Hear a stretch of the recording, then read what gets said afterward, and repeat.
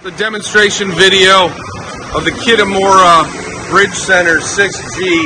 This machine is from 2014. It's in excellent condition, running typical warm-up cycles just to show movements.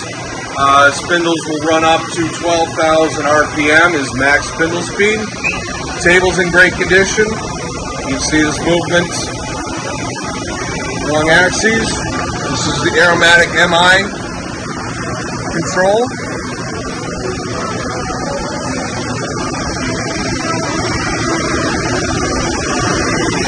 Pendant control.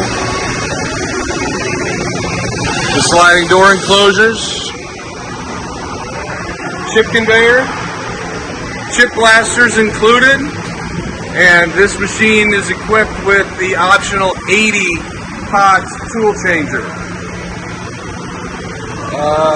Right in there is number 80. So, again, machine is in excellent condition.